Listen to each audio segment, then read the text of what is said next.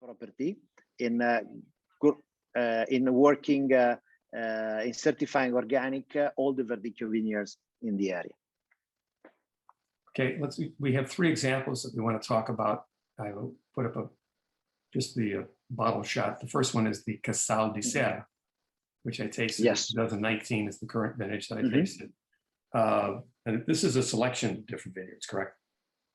Yes, exactly. This is a selected vineyard, as I said, that normally it's produced by 2 different vineyards that are not necessarily the same every for each vintage, but sometimes we switch, with a different vineyard depending on the conditions, on the climatic conditions that we face. Normally we take the 2 vineyards that are located, one in Monte Carotto, which is one of the most traditional area, another one in San Paolo di Jesi, which is another village in the Verdicchio Classico. It's a wine that has been with us for very many years. We started, the first vintage was produced in 1983, and my father was within the first producer basically to introduce a classic bottle rather than what was the amphora bottle that most of the producers were, also Umani Ronchi was producing, was bottling Verdicchio in. Say the fish, but basically more properly was the amphora, was what some people call the Lollobrigida bottle because of the sexy shape. And that's where, see, that's what, and that's because was a wine that introduced the Verdicchio in that bottle. The wine was very successful, like some of the rosé from Provence, for instance. It's similar to that shape. And we all were bottling Verdicchio in that shape. But then we wanted to upgrade the wine. So to do a initial concept of a single vineyard. So my father started in his history with the Castelli di Serra, produced in 1983. So it was a single vineyard and bottled in a classic Burgundy bottle, because in his idea, Verdicchio was something not necessarily similar, but remembering a little bit of the Chardonnay from, and so consequently the Burgundy bottle, the Burgundy package. Okay, with the 19, I tasted examples of Verdicchio from Jesi, from many other producers, and that you certainly have been blessed with many fine vintages lately. But 19. From what I've had, it certainly is. It may be the best in the last 5-6 years. What do you think about that? What are your thoughts on 19? I would place maybe 16. Probably the Verdicchio has been, I think, the best vintage. Okay. If we go from 15 to nowadays, I think 16 is the very best. Probably some of the wines from the 16 will last for many years. But 19, I think after 16, I was thinking about 18, but I think 19 are more expressive. And in particular in this moment, if you taste in this time of the year, in this moment, so basically a year and more later, I think they are very nice. Like Castelli di Serra in this moment is beautiful, showing very well. I tasted yesterday, I was in Milano, we were in a restaurant and they didn't have the 2020 yet. And so we opened the 2019, was showing very well. Was a success. So Verdicchio it's a wine, and particularly wines like Castelli di Serra, that need some time in the glass to develop, because at the end Verdicchio is not really a very aromatic wine, very aromatic varietal. I call it, I define it as a Mediterranean varietal, a little bit like Fiano, for instance, or Greco. Maybe they're not the best in terms of aromatic side, but fantastic on the palate, on the presence and on the body structure profile. But the time spent in the glass, it helps to develop the aromatic character as well. So they need a little bit of time in the bottle. And Castelli di Serra, I think, is really benefit from this. It's one that is produced in fermented in stainless steel tanks, and is kept on the lees for 4 or 5 months. And then again, a few months, and then in bottle. And no oak treatment at all. with this one. No oak at all, and we also try not to develop malolactic fermentation in order to keep the wine a little bit fresher and a little bit lively, and I think also a bit more, I can say, coherent with the Verdicchio profile in some ways. Well, to emphasize again, no oak. That's one of the two of the notes I wrote about this wine. Wine just has beautiful varietal purity. It is so clean, so pure. Very clean. That's one of the things I love about it. And I also notice this, as with many of the other, my favorite examples of Verdicchio, is this note of chamomile. You get that? It's not a? I get a note of camomilla. Ah, yes, I agree with that. I agree. A note of chamomilla and sometimes a bit of, in my opinion, a bit of anise, sometimes on the very back. All right. Which is a bit typical of the grape or the varietal, and I recognize also in the Casal di Serra very much. Okay, and when would you think would be the peak on this in 2019? And it's different for different people as to when they like to drink it. I think from now, because now it's shown very well, from now to another 2-3 years, I think we'll enjoy the wine very much. But of course, you can age longer. We have older bottles of Casal di Serra back to the, for instance, 2010. I tasted recently. One was fantastic. The one was showing very, very well. So in good vintages like 19, like you said, I think it's the one that can go longer. Okay, let's talk about the next one. I'll put up the label here. That would be the Vecchia Vigne. Okay. Vecchia Vigne is second. Yeah. I have it here somewhere. I see Blamio. There it is. Okay. Vecchia Vigne is the old vines, which were planted in what year? Here it is. These are about 45 years old. Vines, old vines, so they are 50 years old because they were planted in 1960, between 67 and 68. And they were the interesting point that was the planting at the time and the density was kind of low density, not high density. It was low density basically, because the concept was to leave space between the vines in order to basically to develop more quantity. You know, to that was the concept of the period. You know, was to produce a bit more quantity per vine rather than what we do nowadays. But 50 years later, with and even 40 years later, when they were some years ago, with the roots going very deep into the ground, into the soil, with the vines that are much riper and they're not so, how can I say, energetic. They are not so, so they're much more, they're not so vigorous like younger ones. So they produce a very balanced fruit. And the interesting point, because also the roots go quite deep in the ground, is that they normally are, even in drier vintages or in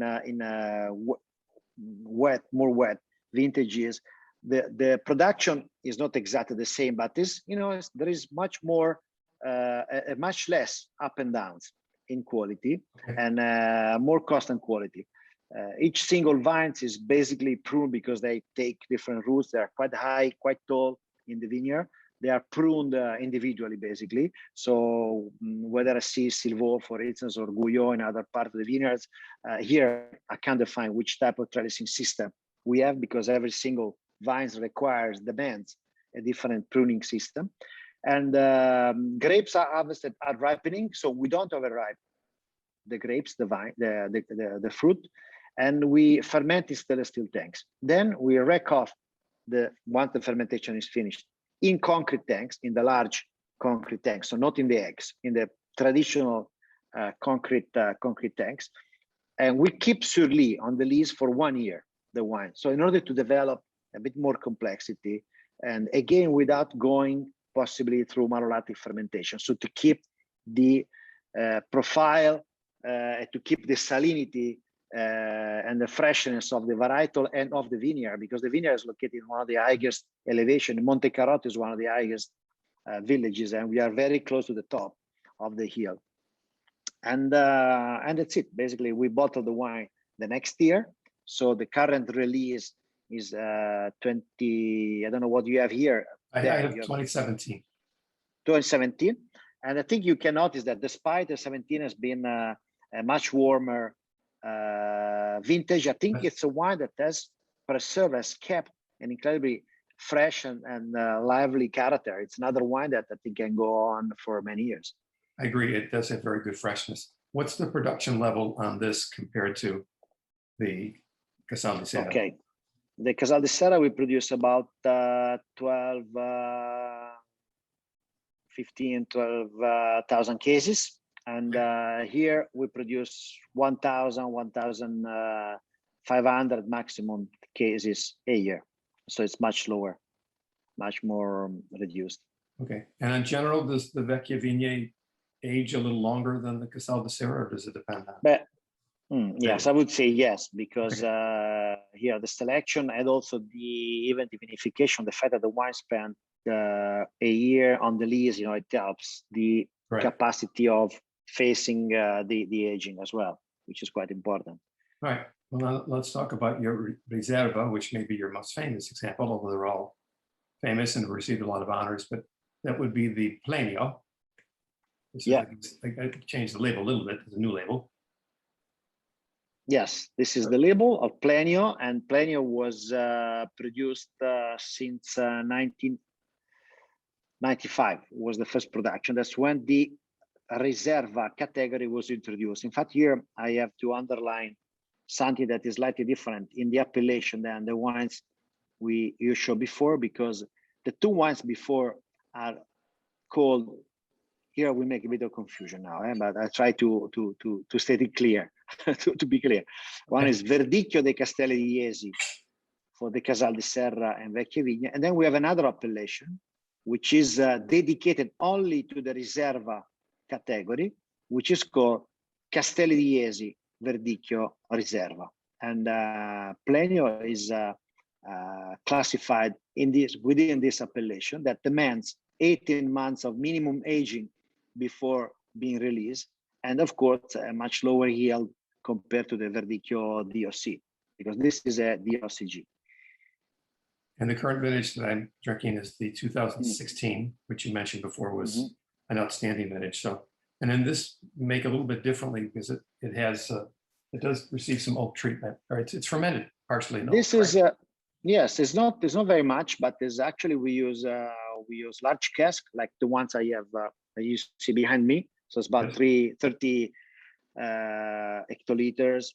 So not very big, but at the same time not barrels.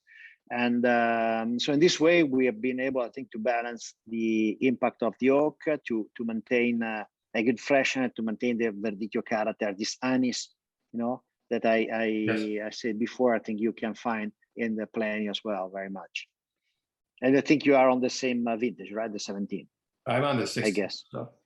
16. Okay, 16 is beautiful wine. Beautiful wine. I have a glass 16, right as here. I say. Well, okay. Compliment it. And I'm not going to dig it out now, but I checked a few nights ago and I still have a bottle of the 2010. Wow. Okay. Which I imagine the Plenio. I mentioned has plenty of time left, right? Yes.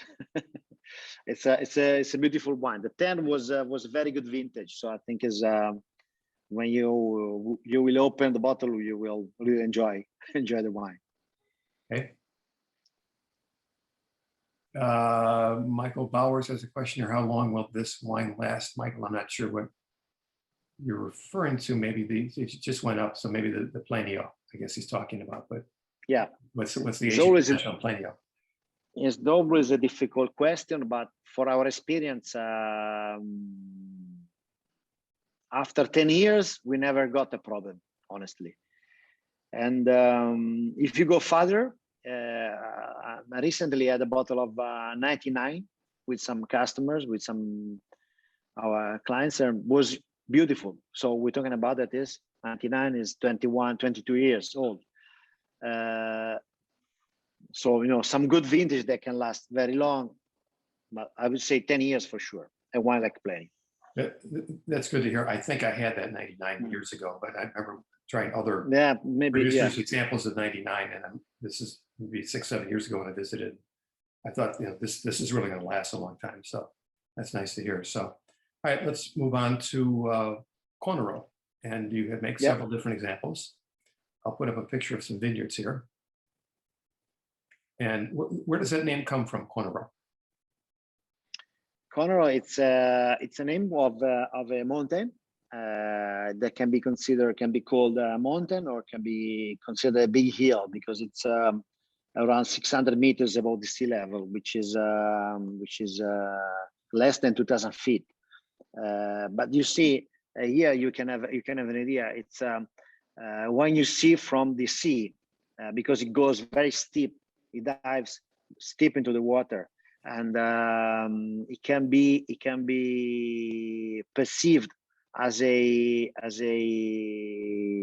mountain, no? Because you are at 0 meters on the ground, and you see the mountain above you. And this basically creates some very special conditions, because this mountain, Monte Conero,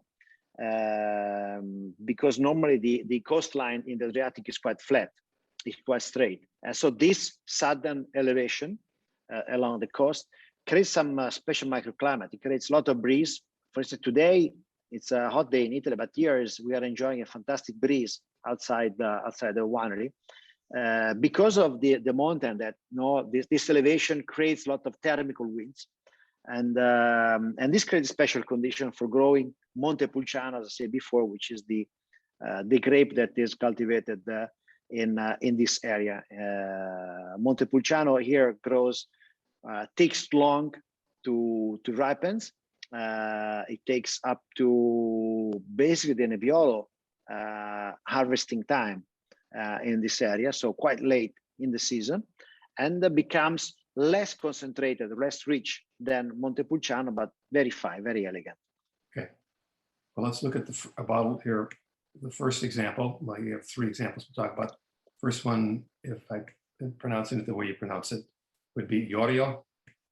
Would be Iorio. Yes, this is from Abruzzo, by the way. It's a Montepulciano Abruzzo. I'm jumping ahead here. Let me change that. I'm sorry. Yeah. Pay attention. Don't worry. Yeah. Now let's get to the Rosso Conero, and that would be the Cumaro, excuse me. Yeah, we say yes. Cumaro. Cumaro is the ancient name of Monte Conero. So you see Conero on the label, and Cumaro, which is the ancient name, and the 4 dots, the 4 red dots you see on the label, they basically are connected to the origin name of the wine, because Cumaro is the meaning was in the past of a particular tree. It's Mediterranean. Is a tree that grows on the Mediterranean area. It's called corbezzolo, that produces a special red fruit that normally ripens in September, October. Okay. And because the mountain was covered by this tree, so the ancient people called Cumaro. And so we dedicated the wine to the original name of Monte Conero. And Cumaro is our one of the very historical selection for Umani Ronchi. Was produced. The first vintage was 1985, and I think was one of the very first, if not the first, try to elevate, the finesse and the perception of the appellation of this wine. It's a wine that is aged in French oak barrels, actually, and normally we don't use all new oak. New oak is about limited to 1/3 of the aging. The remaining is second, third, and fourth year of use, and then once we age the wine for about a year, we put in bottle and we store in bottle for another further year. Okay. And it's one where you can get really the style of the Montepulciano from this area, because it's a Montepulciano, like I said before, that we try to play more on the elegant side rather than on the strength of the power, because this is the character of the place. It's a bit colder climate here. It's a bit cooler, and so you retains a bit more fruit.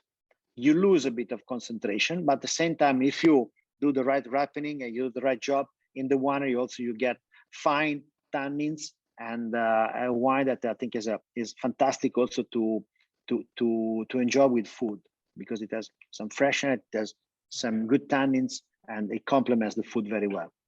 And the current vintage I'm tasting is 2018. Is that your current release? No, 16, I think. No, I have a bottle of here. The Conero. Yeah.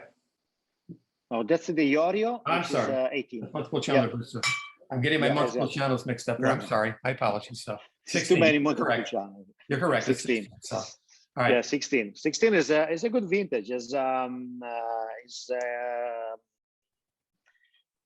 I think was for white wines were fantastic, really, as I said before, for the Verdicchio. But for the rest, maybe was, in my opinion, I like very much because it has the right balance of in terms of richness of structure, but at the same time it retains a little bit more acidity than usual, and I like that touch of freshness in the wine.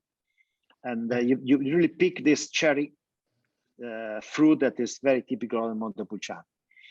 Okay, let's go to the next one. Let's see if I can get this correct now. So for your next Conero, if I can find the label here, and that would be the San Lorenzo, correct? The San Lorenzo. Yes, the San Lorenzo is maybe the is brother of the Casal di Serra in some ways. So I would say that maybe the Conero is one of the top ends wines, and San Lorenzo is a selection, a bit like Casal di Serra, a selection of normally two different vineyards. You know, it's a selected vineyard basically wine. It's aged in large cask and part in older barrels at the same time, and I think it's very, very enjoyable, very pleasant wine. It's really a wine where you can pick the character of the Montepulciano grown in this particular place by the sea. You taste the sun, you taste the fruit character of the wine with the red, black cherries, plums, the character of Montepulciano, of a clean, gentle Montepulciano. And at the same time, you get the right amount of structure, which is again, I think is typical of the Montepulciano from this area. Okay, let's look at the third and most famous example of Conero, and that would be the San Giorgio Riserva. Yes, the Campo San Giorgio, which is, as well as the Conero, is a Conero Riserva, the OCG, but this is a very, very special project. It's a project that was born at the beginning of the millennium, basically, the 99, 2000. We planted a specific vineyard dedicated to basically to produce a different style, and in our ambition, one of the best version and vision of Montepulciano grown in this area. So we wanted to, we planted the vineyard with very, very high density. So we're talking about 8,000 vines per hectare, where the normal planting is about 4,000 vines in this area, maybe even less. And but because Montepulciano is very vigorous, it's quite special as a varietal, we planted as a alberello. So the translation for the alberello planting is a bush train. They're very small. Yeah, they're bush training. So bush training very close to the soil in order to get also more ripening and to get a bit more heat during the night. From the soil, but at the same time, because Montepulciano is quite vigorous, we couldn't keep like a primitivo, like the bush of a primitivo vineyard, because otherwise it would become a forest. So basically, we control the green foliage through like a vertical trellising system. So it's a mix between a bush and a vertical system, and but with high density. So in this way, we are able to anticipate the harvesting by a couple of weeks rather than the normal. So we can control the ripening, the perfect ripening period. We ferment the wine in stainless steel, and about 10% is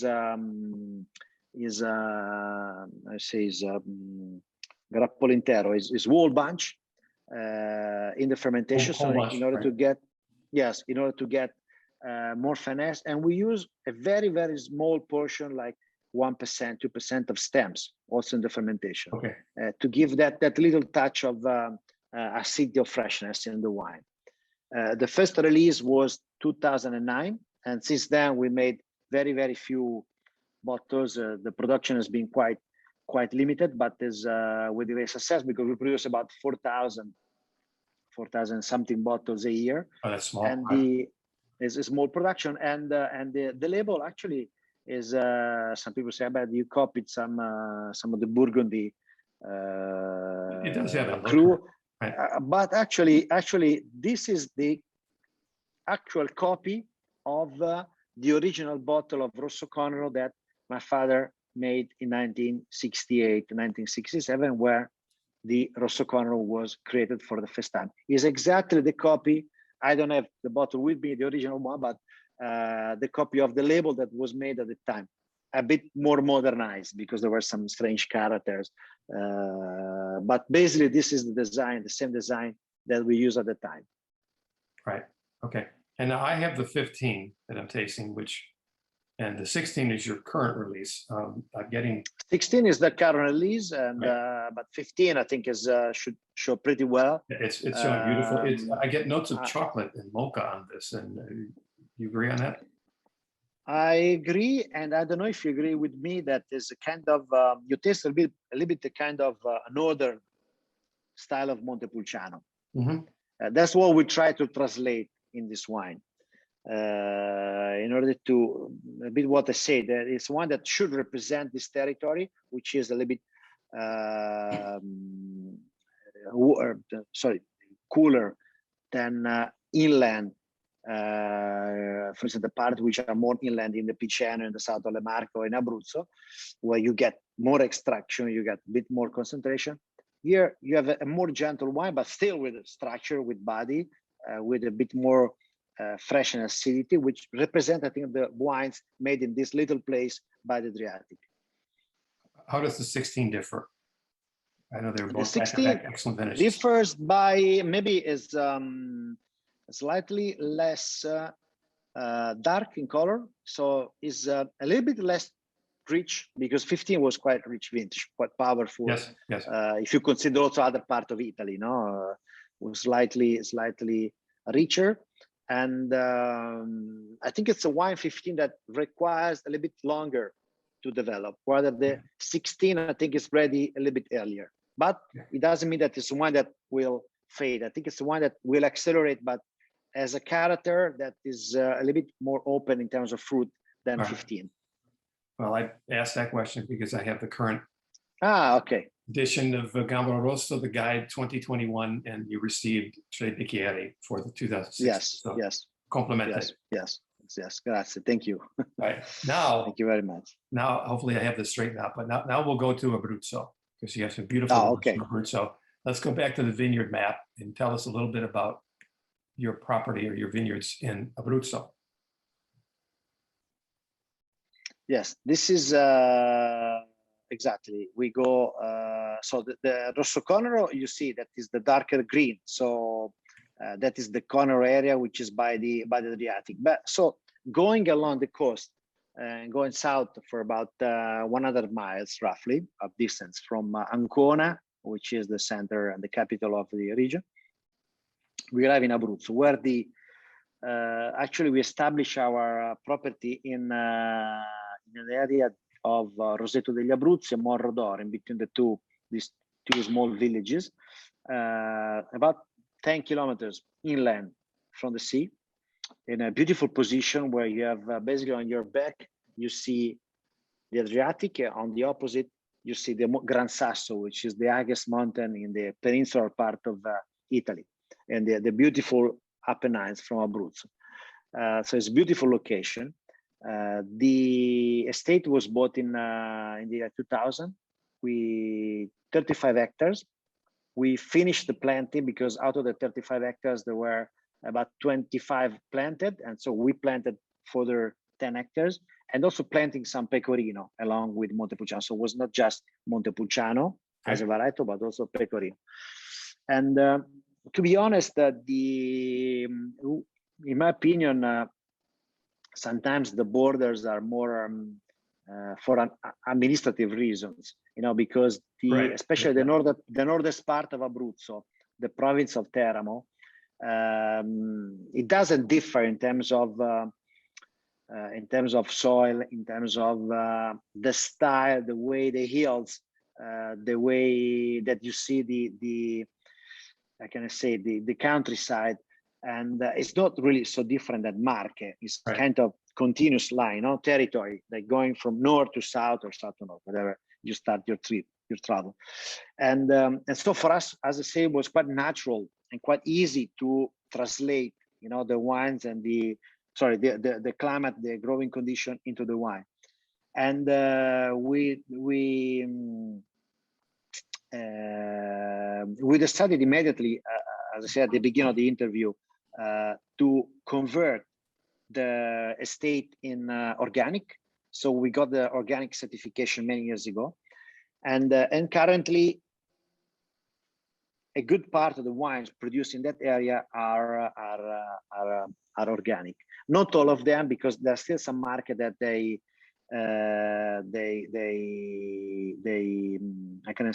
prefer to keep the conventional label, basically. That is our estate.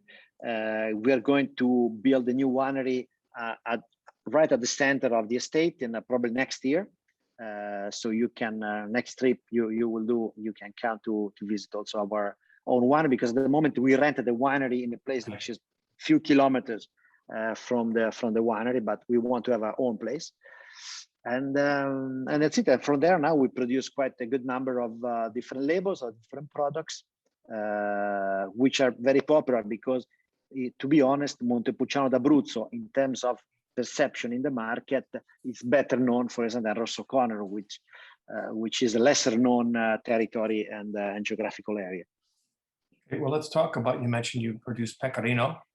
Tell us about that grape. Yes. We have two examples. First is the Velo d'Oro, and I love this label with the sheep on it. Yes, the Pecorino is a fantastic, I think very fun, but in a serious way, not fun in very fun grape, because I think it gives a lot of satisfactions in terms of quality and in terms of style. I think it's a surprise. It's a wine that everyone should try. Everyone passionate on Italian wine should try. I think it's a wine, it's varietal that combines also some modern expectation, because it's a varietal that retains a good acidity, retains a good freshness, which is something that the modern consumer, I think, want to find in a wine. So I think it's a quite contemporary varietal. It retains a good fruit character.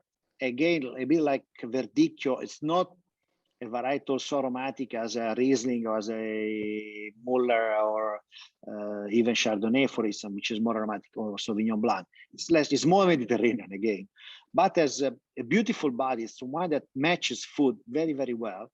And I think it's a wine that also can be produced in different styles without losing the varietal character. Right. So we produce two wines. One is the Velo d'Oro, the one that you showed before, which has been our first step in the Pecorino experience. It's a bit younger, still tanks, 100%, and it's one that has been very, very, very successful. Then we produce a single vineyard, which is called Centovie, because Centovie is a little few houses, little village next to our estates, and we decided to dedicate the name of the wine, to this little village. And the one is a single vineyard, as I said before. It's aged on the lees for 1 year, and then it's bottled. And at the moment we are just releasing the 19. And again, it's a wine that has a good potential aging. 2018 has been sold for us, was the current release since a few weeks ago. I tasted the 17 last week, which has excellent freshness. So these are both 100% Pecorino, see? This is both 100% Pecorino, exactly. Are you yes. allowed to blend are you allowed to blend anything else in Pecorino or not? Actually, yeah, yes, because we prefer to use the IGT instead of the Abruzzo appellation for one reason, because but even within the appellation, you can blend up to 15%, and also with IGT of other varietals. Right. But we prefer the IGT because actually it contains in the name the territory, so Colle Aprutini, and whether the Abruzzo is a bit more generic, Abruzzo D06. That's our opinion. Okay, well now let's move on to Montepulciano d'Abruzzo, and again you have different versions here. First, a shot of some Montepulciano grapes, and as you mentioned, this is a very late harvest variety, isn't it? Yeah, this is the Montepulciano. It's a beautiful picture of the Montepulciano bunch. Montepulciano, the berry is a bit larger than Cabernet, for instance, or Cabernet Sauvignon, Merlot, and it's a wine with it sources wine that have very intense, deep color. Normally, ones that normally you don't like in a Montepulciano d'Abruzzo is the color. It's quite very intense, and some people think that sometimes can be a little bit rustic because of some older production. But Montepulciano can get very elegant, very fine, and very Italian flavor, very Italian taste, with the right balance, right amount of tannins, with the right amount of richness, concentration, without being too big. And I think is another wine that is, as you know, I think in the market has grown already very much. Okay, let's talk about the different versions. Now it's time for the Iorio. Yeah, this is now it's time for the Iorio. Yes, exactly. We are on the right page. Iorio has been the first production. We started with many years ago our experience in Abruzzo with Podere, which is our younger version of Montepulciano, and then we decided to make a selection. And we called the selection Iorio, which is dedicated to one of the most important pieces written by Gabriele D'Annunzio, that was the most famous poet from Abruzzo.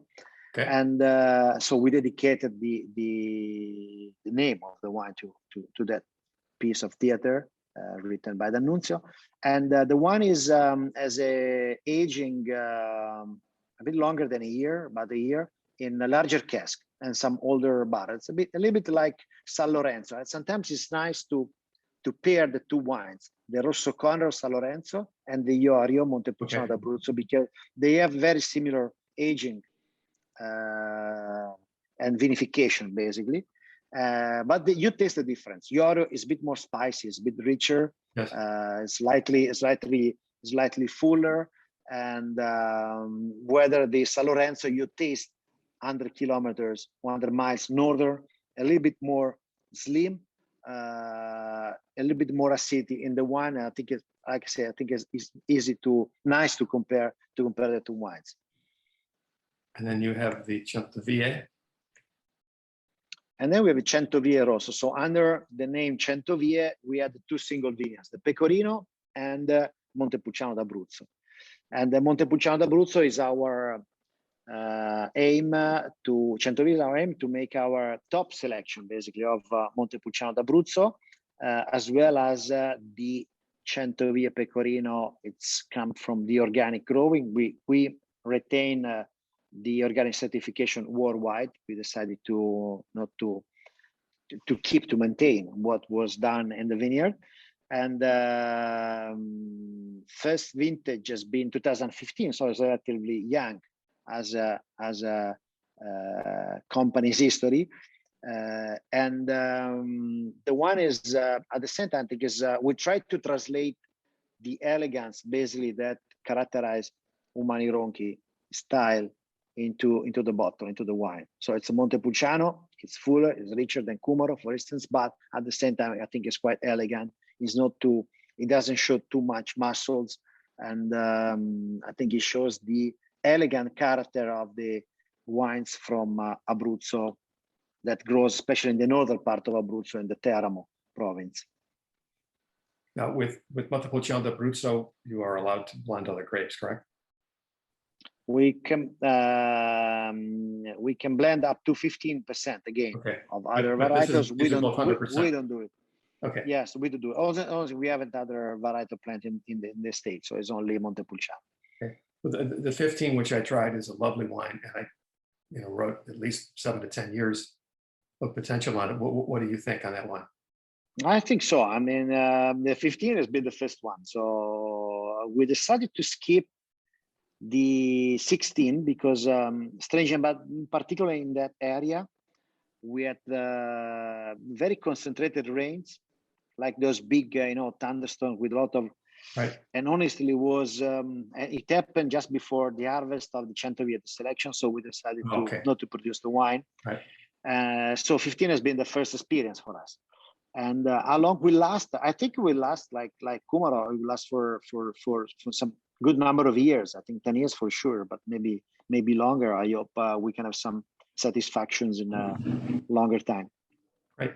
Now that wraps up the wines, but I want to put up one more picture because I thought it was absolutely beautiful image, and I also am fascinated. It's exactly what this is, because I want to be there. Ah, okay.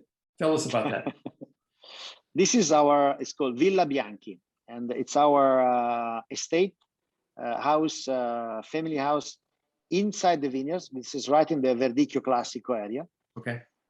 We restored it in the 90s, and you see it's the typical farmhouse in the Marche, where usually you can recognize it because the stairs to go on the upper floor are always outside, are never inside. So you always go up from the outside, because normally on the bottom floor there were all the animals. There were one cow or maybe, and so there was no reason to connect the two floors basically. Of course. So the for the people living on the first floor, on the second was through the external stairs. I saw this, and I have to ask, exactly what this is, but that is just as an iconic an image of the Italian countryside as I can imagine. It's just beautiful. So that's it. It's a fantastic place, beautiful place. Michele, this was great today. I appreciate your insight. It's just great, and it's always a pleasure to talk to you. We've met both at the Gamba Rosso events and also at your winery. So yes, fingers crossed they'll be there soon again, and everyone watching today will as well. So absolutely. And I want to thank your importer in the United States, Vineyard Brands, for their help in providing the wines for me and getting all of this organized. So buona giornata, buon lavoro. Grazie Tom. Thank you everybody, and really hope to see you here very, very soon. Okay, ciao. Grazie, ciao. Thank you very much.